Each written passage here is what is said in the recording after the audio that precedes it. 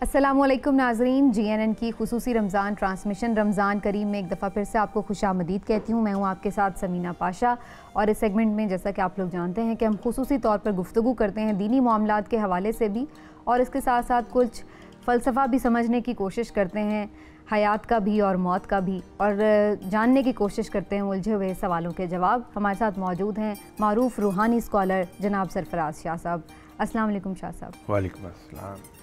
شاہ صاحب، آج میں خاص طور پر آپ سے یہ جاننا چاہتی ہوں کہ عبادت میں لطف، بعض لوگ اس بات کا بڑا شکوہ کرتے ہیں مجھ سمیت کہ عبادت میں جب لطف نہ ہو تو پھر بہت زیادہ عبادت کی طرف دل راغب نہیں ہو رہا ہوتا۔ عبادت میں خضوع و خشوع کتنا لازم ہے اور یہ پیدا کیسے ہوتا ہے؟ بسم اللہ الرحمن الرحیم۔ پہلی بات تو یہ ہے کہ عبادت میں انسان کو یقیناً لطف آئے گا۔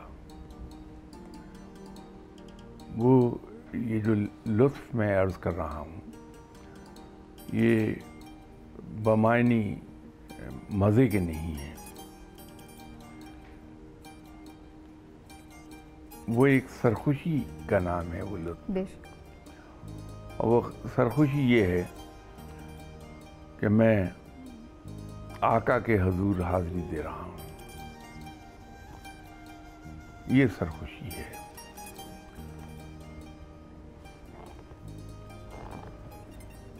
اب اس کے سلسلے میں لوگ عام طور پر یہ کہتے ہیں کہ صاحب نماز کے لیے ہم کھڑے ہوتے ہیں تو جو کبھی دماغ میں خیال نہیں آیا جی، وہ بھی نماز کے دوران آنا شروع ہو جاتے ہیں۔ اس کے اندر وہ میرے خیال میں جو خیالات خود در آتے ہیں اس پر تو رب بھی گرفت نہیں کرتا، وہ تو معاف ہے، تو اس کی ہم میرے خیال میں فکر نہ کریں، اس کی ان کو آنے دیں، تو رفتہ رفتہ خیال جمنے لگے گا ہمارا۔ اگر زیادہ ہی بڑی بات ہے تو آپ جب حالت قیام میں ہیں تو داہنے انگوٹھے کے ناخن پر نظر جمائے رکھیے، غور سے دیکھیے، خیالات کا طوفان تھم جائے گا۔ اگر اس سے بھی نہ ہو تو پھر آنکھیں بند کر کے کنسنٹریٹ کرنے کی کوشش کی جائے۔ اسے قرآن پاک کی تلاوت کرتے وقت بہت خیالات آتے ہیں ہمیں، کیونکہ روانی ہے، روز پڑھ پڑھ کے ہم رواں ہو گئے ہوتے ہیں، صحیح خیالات آتے ہیں اس میں۔ اس کا تو اور بھی آسان کام ہے کہ ہم اتنی سی آواز میں پڑھ لیں جس کو ہم خود سن سکیں۔ تو اگر اپنی آواز کو ہم بڑے غور سے خود سن سکیں کہ ہم کیا پڑھ رہے ہیں، جب یہ کوشش کریں گے تو ہم متوجہ ہو جائیں گے ان الفاظ کی طرف جو سنائی دے رہے ہیں ہمارے، تو یہ خیالات کا خود بخود توجہ فوکس ہو جائے گی، وہ خود بخود بند ہو جائے گا۔ ٹھیک۔ اب یہ جو عبادت کے معاملات ہیں تو ذکر ہر انداز میں بڑا مبارک ہے، کرنا چاہیے، لیکن قرآن پاک کی تلاوت بڑی فضیلت رکھتی ہے، تو جہاں ہمیں موقع ملے ہمیں قرآن پاک کھول کے پڑھنا شروع کر دینا چاہیے۔ ٹھیک۔ ہمیں حفظ ہوتا ہے قرآن کی، اور کچھ نہیں تو کئی ایک صورتیں تو ضرور یاد ہوتی ہیں ہمیں۔ اس کے اندر ایک چیز کی احتیاط کرنی چاہیے کہ ہم کوشش یہ کریں کہ قرآن پاک گرچہ ہمیں یاد ہے لیکن ہم اس کو دیکھ کر پڑھیں، جس کو ناظرہ کہتے ہیں۔ ٹھیک۔ اور باقاعدہ اگر ممکن ہو تو ہم انگلی رکھ کر اس طرح پڑھیں گے تو کنسنٹریشن بڑی اچھی ہو جائے گی، صحیح، اس سے ہم قرآن پر پوری توجہ ہوگی، اس میں غلطی نہیں ہوگی۔ ہوتا یہ ہے کہ ہم اس کانفیڈنس میں کہ ہمیں یہ ज़ुबानी याद है। ठीक। तो एक तो उसमें स्पीड हमारी पढ़ने की ज़्यादा होती है, फिर गलती का एहतमाल बहुत बढ़ जाता है उसमें। ठीक। तो बेहतर ये है कि याद होने के बावजूद हम कुरान पाक खोल कर उसको देख के पढ़ें, ताकि कहीं गलती का हल्का सा भी एहतमाल ना रहने पाए। ठीक। शाह साहब, जब इबादत की तरफ कोई राग़िब होता है तो बहुत सारे डिस्करेज करने वाले भी आ जाते हैं। अब मैं ये सोचती हूँ कि अगर पहले हम लोग यही सोचा करते थे कि रमज़ान है, ज़्यादा से ज़्यादा तिलावत करें, तो फिर एक दूसरी नुक्ता नज़र सामने आ गया, दूसरा नुक्ता नज़र के जी पढ़ने का खाली रटने का क्या फ़ायदा, समझा नहीं, अमल नहीं किया तो क्या फ़ायदा।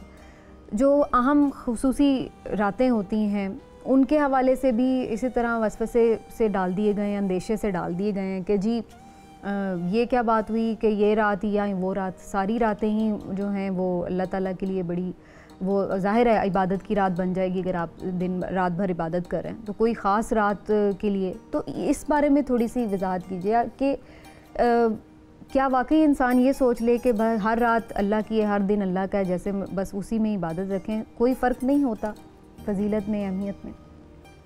नहीं, रब ताला ने फजीलत तो बख्शी है। जैसे रमज़ान के महीने को फजीलत है कि इसे उम्मत का महीना कहा गया है, शाबान के महीने को फजीलत है, रजब के महीने को है। इसी तरह रातों में शब क़दर को तलाश करने को कहा गया, बेशक, कि आखिरी अशरे में उसे तलाश किया जाए, और उसकी इबादत की फजीलत अपनी जगह है।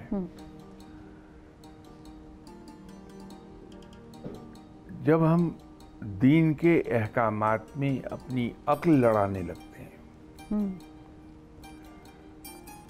तो फिर इंसान के अंदर ये वसवसे और ये ऐसी खदशात और ये चीज़ें जन्म लेती हैं।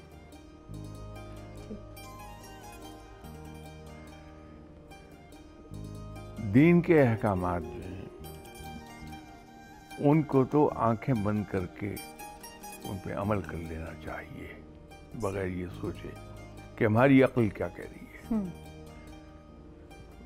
इंसान खता का पुतला है, इंसान का इल्म भी नामुकम्मल है, इंसान की अक्ल भी नामुकम्मल है।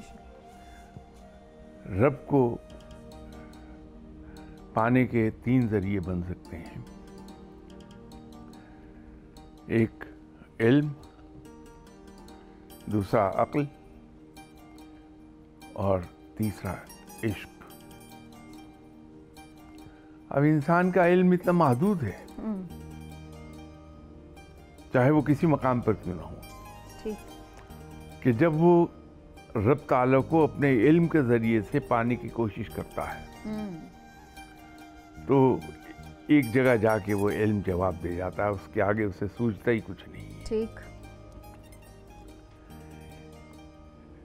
अगर कोई इंसान अक्ल के ज़रिए रब तक पहुंचने की कोशिश करे तो एक मकाम पर जाकर अक्ल भी महदूद है, अक्ल जवाब दे जाती है और उसके बाद आलम हैरत में दाखिल हो जाता है इंसान। ठीक। और आलम हैरत में इंसान की ज़ुबान गुंग हो जाती है, वो मारे हैरत के बोल नहीं पाता। ये सिर्फ रब के साथ इश्क और मोहब्बत है जो इंसान को आगे लिए जाती है। और ये तो हम में से हर एक को मालूम है कि इश्क में इंसान सोचता समझता नहीं है, आंखें बंद करके सरपट आगे दौड़ता चला जाता है, ना बेखतर कूद पड़ा आतिशे नमरूद में इश्क। तो रब को जो पुकारने का मामला है, ठीक, उसमें आदमी अकल क्यों दखल दे। सबसे बड़ी एक गाइडेंस मौजूद है हमारे पास, सबसे बड़ी गाइडेंस है, उससे बेहतर गाइडेंस कहीं नहीं मिलेगी दुनिया में। वो है आप सल्लल्लाहु अलैहि वसल्लम की इबादत के सिलसिले। ठीक। आप सल्लल्लाहु अलैहि वआलिहि वसल्लम रमज़ान में इबादत वैसे भी बहुत ज़ोर था, इसमें और ज़ोर बढ़ जाता था। सखावत में रब ताला के बाद यकता थे ठीक आप सल्लल्लाहु अलैहि वसल्लम, वो सखावत रमज़ान में और बढ़ जाती थी। सही। आप सल्लल्लाहु अलैहि वसल्लम के तमाम अखलाक हमीदा हैं, उनमें भी कई चीज़ें बड़ी नुमायाँ हैं, ठीक। जैसे दरगुजर करने, माफ़ फरमा देना, ये बड़ी नुमायाँ। सही। तो हम वहाँ से गाइडेंस क्यों नहीं लेते, ताकि हम भटके ही नहीं किसी सूरत। बिल्कुल सही, सीधा सीधा मामला है। बिल्कुल। जो आप जैसे मैंने पहले भी सवाल किया, उसमें ये थोड़ा सा ऐड कर दूं, जैसे कुर्बानी के मामले में भी अक्सर लोग कहते हैं कि जी कुर्बानी करने से बेहतर ये है कि किसी की मदद कर दी जाए, किसी बच्ची की शादी कर दी जाए।